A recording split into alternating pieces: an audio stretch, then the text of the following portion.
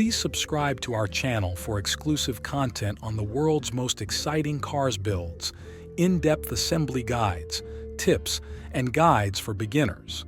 Your subscription helps us bring you even more detailed and thrilling videos every week. This particular model has a fair number of decals. Not too many, but several are quite large. In addition to the included decals, I'll also be applying carbon fiber decals to the roof and side running boards. The kit includes 2 decal sets, and I've decided to go with the more colorful option. I'll be placing decals on the roof, back door, hood, and side doors.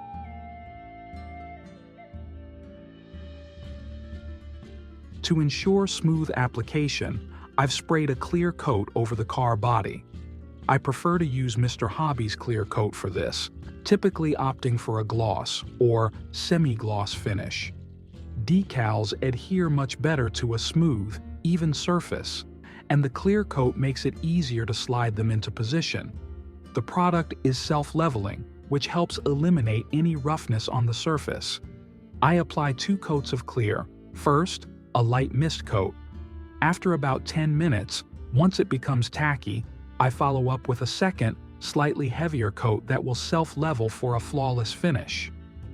The roof presents a bit of a challenge because of its complex surface, making the carbon fiber application tricky. This is where the ClearCoat really helps. I chose Tamiya's carbon fiber decals for the job, as it's known to be one of the sturdiest yet forgiving decal materials to work with. While some builders feel that it doesn't exactly mimic real carbon fiber, I find it looks great for this build. I'm using a Tamiya 3000 grit sponge for wet sanding to further smooth the surface. This process also helps eliminate any dust particles that may have settled during the ClearCoat application. The surface needs to be absolutely smooth for the decals to adhere properly.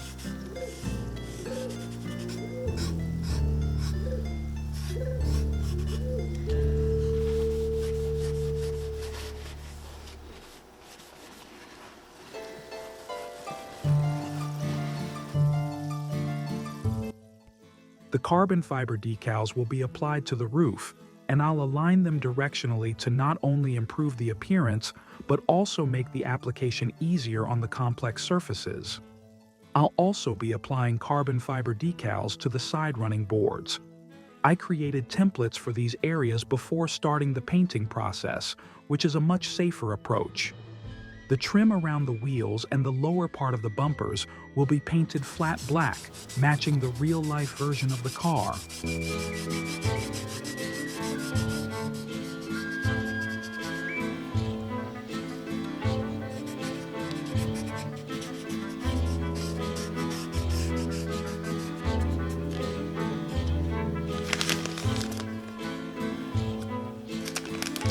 As mentioned earlier, I'm using Tamiya carbon fiber decals for this operation.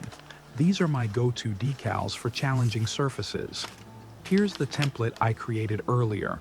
I'll be applying the decals directionally. To do this, I'll measure the center of the roof and cut a piece of masking tape into 2 even parts. I'll need to switch the line direction by 90 degrees on the decal sheet. The arrow indicates the direction of the decals, which should point towards the front of the car.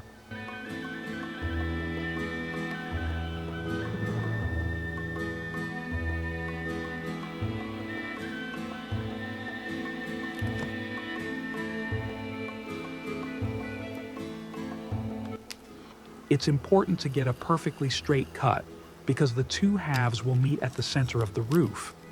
I avoid overlapping the decals, as it creates unnecessary thickness and would require additional clear coats to smooth out the surface.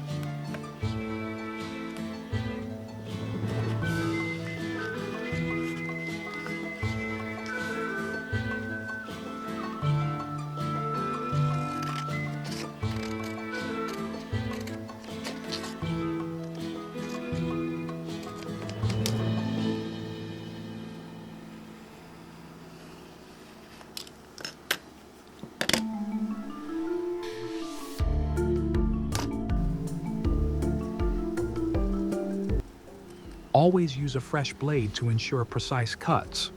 For the sides, I cut slightly behind the lines I've drawn, so I can later trim them using the panel lines as a guide.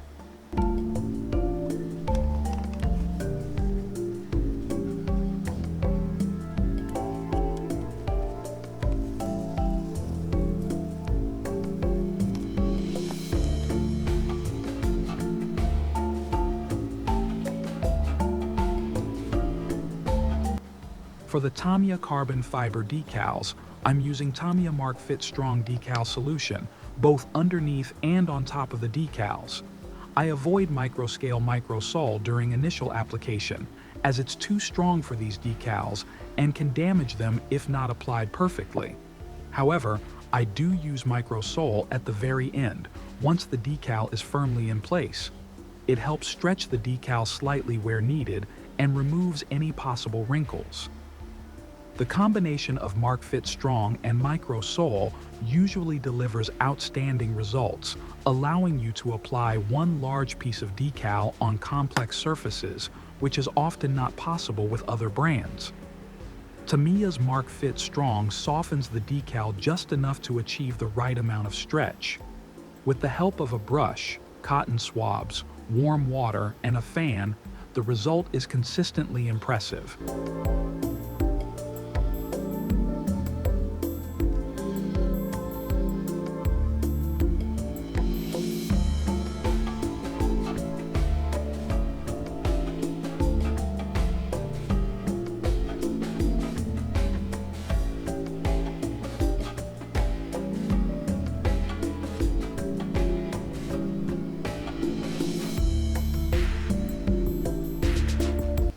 Here, you can see the decal fully applied, and I'm finishing up by applying microsol to ensure a perfect finish.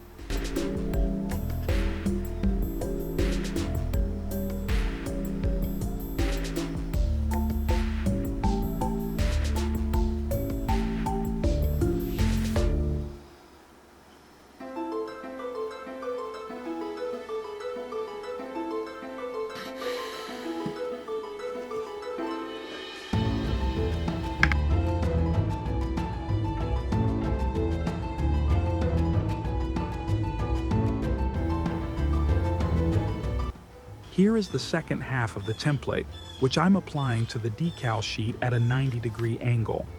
This will cause the carbon decal lines to run in the opposite direction, creating an open triangle shape. Once again, I'm aiming for a perfectly straight cut.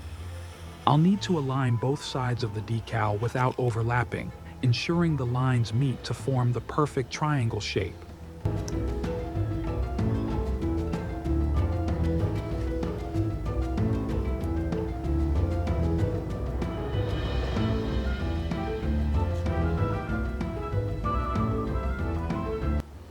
I make these adjustments with a fresh blade each time, but only when the decal is about 90% set in place.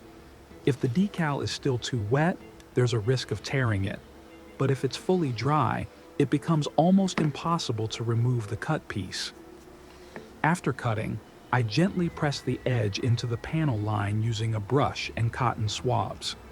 I also puncture small holes in the decal to allow air and decal solution to escape, which helps prevent bubbling. Each side of the roof took me about an hour of work, so 2 hours in total, but it was well worth it. I'm really happy with the result. Next, I'm applying carbon fiber decals to the side running boards. This part of the job was not too difficult and was completed fairly quickly. In my opinion, the carbon fiber accents really add a nice touch to the model, and the combination of the carbon fiber roof and running boards makes this build unique. I use the same technique, materials, and tools as with the roof.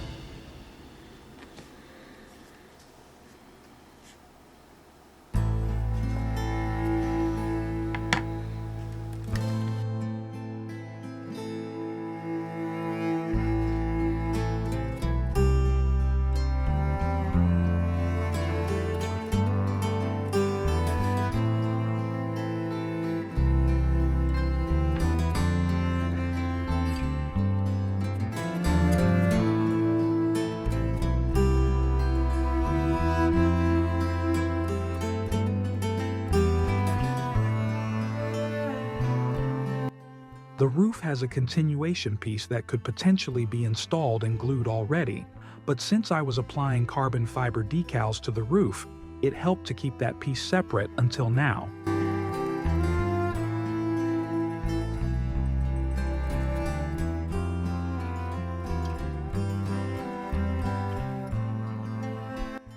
Here's the finished result, and I'm really proud of how it turned out.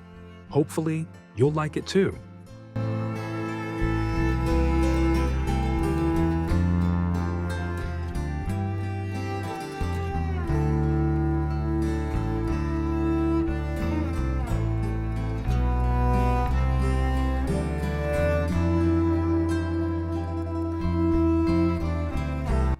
Now that all the carbon decals have been set and dried, it's time to apply the factory-included decals.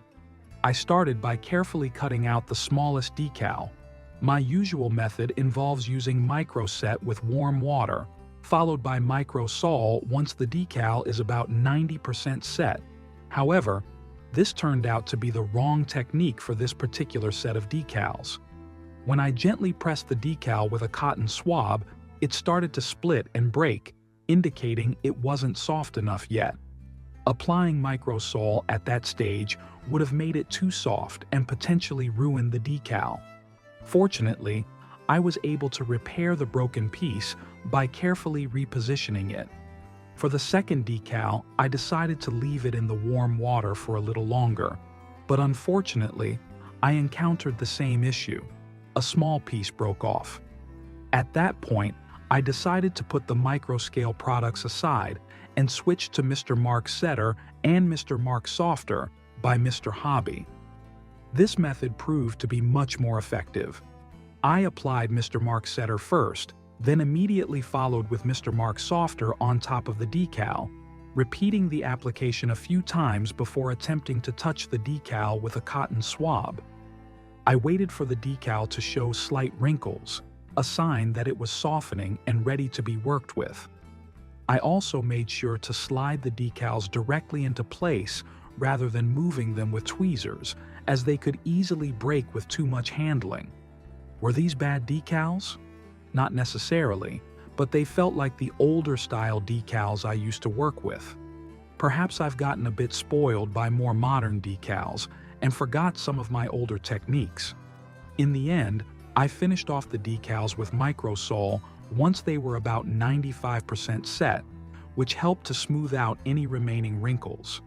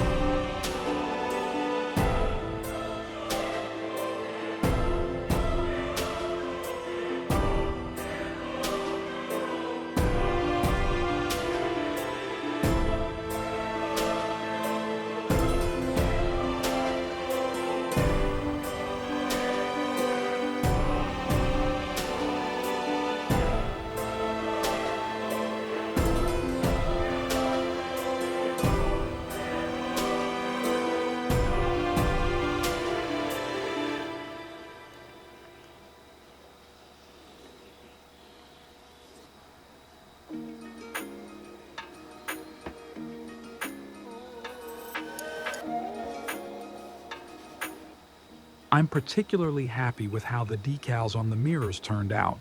Surfaces like that can easily turn into a disaster, but this time everything worked out perfectly.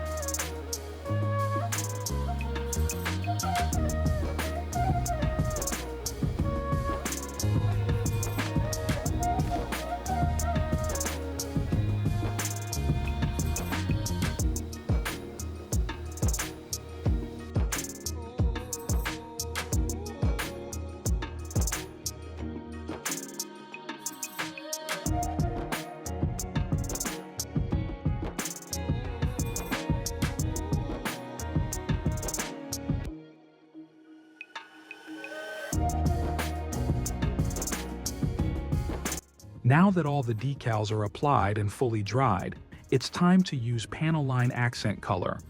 I like to do this step before applying the clear coat, but of course, let it dry completely first. It may seem like a small detail, but it makes a huge difference in how the model looks. The last thing you want is for your model to look like a toy.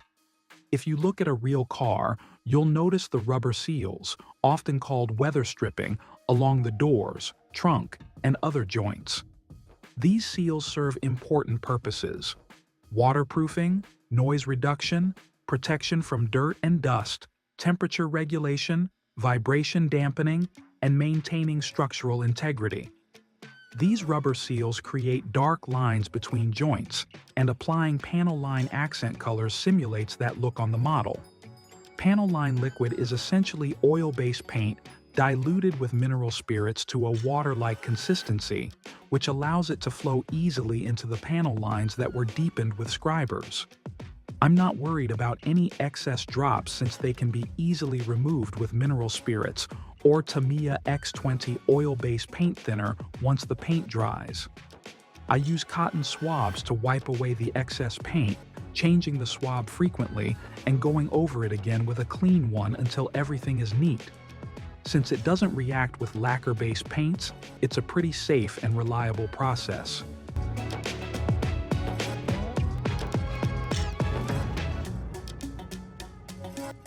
Once all the cleaning is done, it's time to move on to the clear coat. The first step is to thoroughly prepare my paint booth. I start by meticulously vacuuming all surfaces to remove dust, then wiping everything down with damp paper towels to ensure a dust-free environment. I always install a new or freshly cleaned filter and, as an extra precaution, tape paper towels to the corners of the booth. This is because clear coat can become sticky when sprayed, and the last thing you want is for any dust or particles to contaminate the surface. To further reduce airborne dust, I spray water on the paper towels and all around the booth, which helps trap any floating debris. Additionally, I use my Tamiya anti-static brush to eliminate any static on the car body that might attract dust. On good days, when my cleaning process is particularly effective, I can skip polishing entirely because the surface stays pristine. For my clear coat, I use the Zero Paint's 2K Clear Coat System Diamond Finish, which comes with 3 components: the clear coat itself, a hardener, and a thinner. The manufacturer recommends mixing 100 parts of clear coat with 50 parts hardener and adding 10% thinner. I follow these guidelines exactly for my first 3 coats. My go-to tool for this process is the Tamiya 0.5mm airbrush, which I exclusively reserve for clear coats to avoid any contamination. The first coat I apply is a mist coat. This light coat helps the decals settle into the clear coat and creates a tacky surface that's perfect for the next heavier coats. I always start by spraying in areas that are easily forgotten or hard to reach, like the corners and edges, before moving on to the larger, more visible surfaces. The second coat is a bit heavier than the mist coat, and the third coat is even heavier still. I allow 10 to 15 minutes of drying time between each coat, giving the clear coat enough time to settle without fully drying before the next layer. It's essential to have strong ventilation in your workspace and to wear a high-quality mask with good filters. This is a fantastic hobby, but safety comes first. You don't want this stuff in your lungs. I always wear gloves and recommend using protective glasses too, as clear coat particles can go everywhere, even in places you don't expect.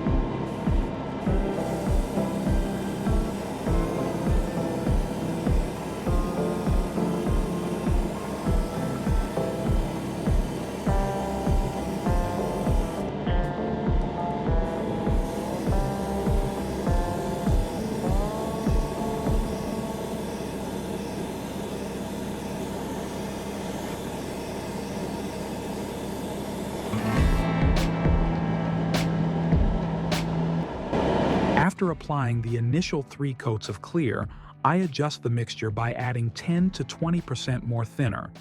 This thins the clear coat to a consistency similar to milk, making it easier to apply smooth, heavy coats. I then apply 2 to 3 additional coats, again allowing 10 to 15 minutes of drying time between each coat. At this stage, I aim to get as close as possible to the point where the clear coat might run, but stop just before that happens. With experience, I've developed a good feel for when to stop, ensuring the clear coat stays smooth and even. This process also helps eliminate the dreaded orange peel effect, leaving a glass-like finish on the model. If I do need to polish the model later, it's usually just to deal with any dust that might have settled unexpectedly during the process. But thanks to the care I take in cleaning the booth, that's a rare occurrence.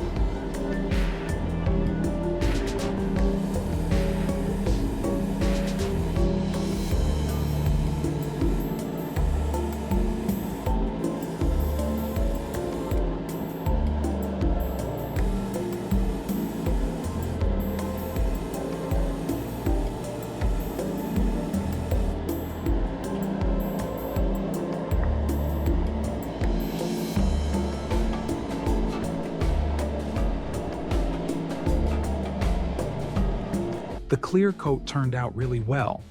Take a look at the results. Now, I'll let it cure for 72 hours before handling the car body. I truly appreciate everyone for watching, especially those of you who stuck around until the end of the video. Stay tuned for the next video, where I'll be showing my process and the results on the chassis and interior. Please subscribe to our channel for exclusive content on the world's most exciting cars builds, in-depth assembly guides, tips, and guides for beginners. Your subscription helps us bring you even more detailed and thrilling videos every week.